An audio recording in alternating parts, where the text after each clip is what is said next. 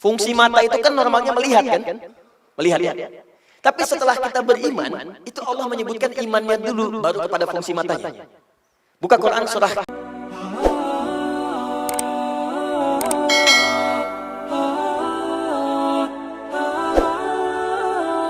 Ada dua definisi tentang ini. Pertama ada yang menyebutkan Makkiyah itu surah-surah atau ayat yang turun di Mekah. Definisi pertama, Makkiyah dari kata Mekah. Adapun Madaniyah, surah-surah atau ayat-ayat yang turun kemudian di Madinah. Jelas? Dari kata Madinah, dari kata Mekah ditambah ya nisbah, ya yang diikutkan ke nama kotanya. Di Makkah, Makkiyah yang turun itu kemudian di kota Mekah. Madaniyah yang turun itu di kota Madinah. Ini pengertian pertama. Yang kedua, dan ini yang lebih kuat, saya cenderung pada pendapat yang kedua ini. Makkiyah adalah ayat-ayat Al-Quran atau surah tertentu dalam Al-Quran yang diturunkan pada Nabi Muhammad SAW sebelum fase hijrah. Sebelum beliau berhijrah dari Makkah ke Al-Madinah Al-Munawwarah. Jelas? Baik, sedangkan Madaniyah adalah ayat-ayat Al-Quran atau surah-surah tertentu dalam Al-Quran yang diturunkan oleh Allah Subhanahu wa taala setelah Nabi hijrah.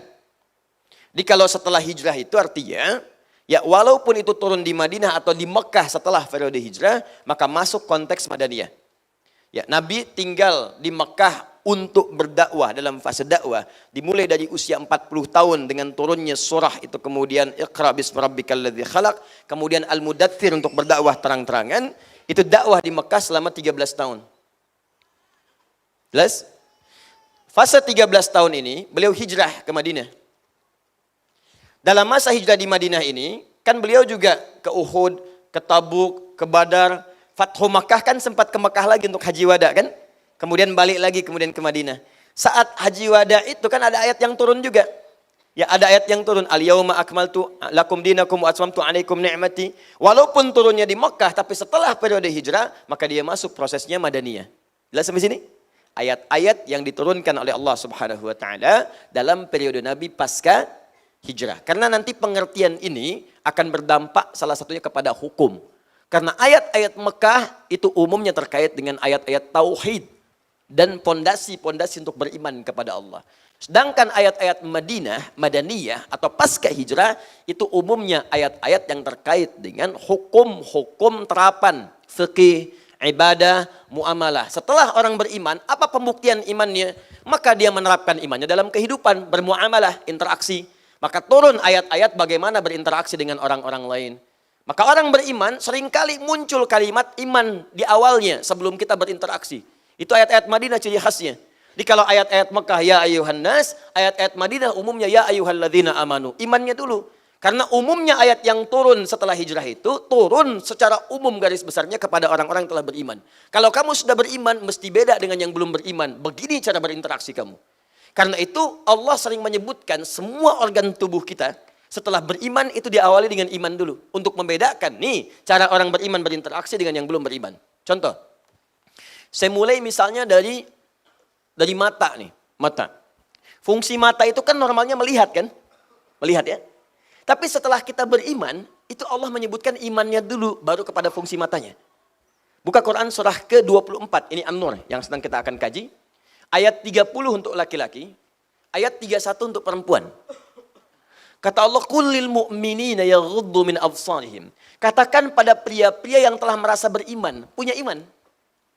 Padahal mudah bagi Allah mengatakan misalnya fungsi mata itu melihat, selesai. Tapi yang paling menarik setelah beriman, imannya dulu disebutkan baru fungsi matanya.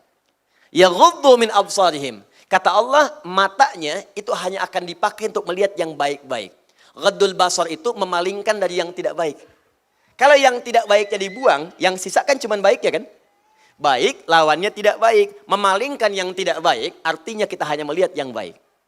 Ayat 31-nya untuk perempuan. Ya wa kullil mu'minati yaghdudna min absarihinna. Dan katakan pula pada perempuan-perempuan yang telah merasa punya iman. Itu indah sekali.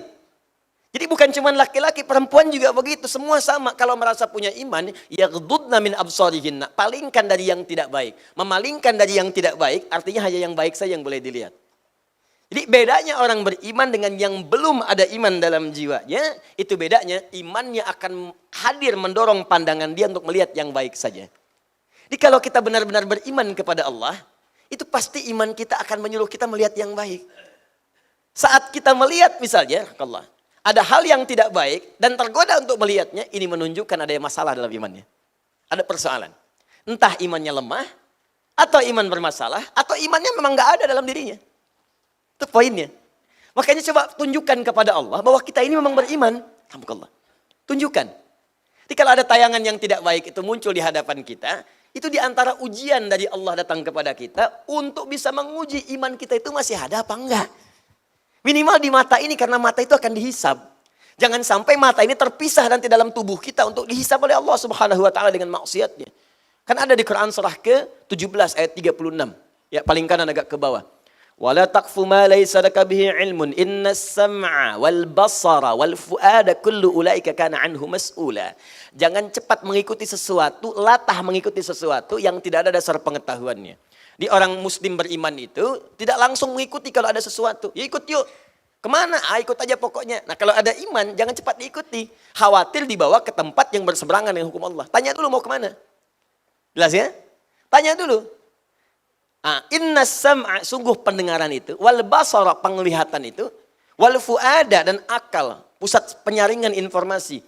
Kullu ulaika kana anhu mas'ula. Satu saat akan ditanya oleh Allah, dipertanggungjawabkan. Karena itu untuk membedakan mata orang beriman dengan yang belum beriman itu, maka mata orang beriman itu dipakai untuk melihat yang baik.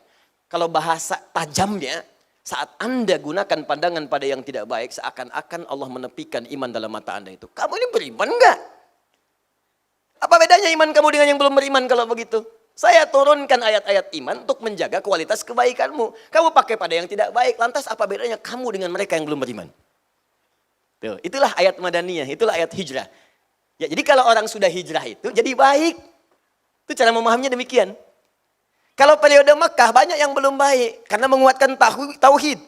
Ya, banyak. Baru masuk Islam dulu, kuat dulu, bagus dulu, konsistensi dibangun dulu. Makanya ada yang mengatakan beriman, ketika kemudian tiba peristiwa Isra Mi'raj, ada yang goyah imannya, ada yang ragu-ragu dan sebagainya. Tapi ayat Madaniyah beda karena sudah hijrah. Kalau kita tarik ke konteks sekarang, orang hijrah itu komitmen jadi baik. Jadi kalau sudah hijrah kemudian masih mengerjakan yang belum baik, ada yang salah dalam hijrahnya.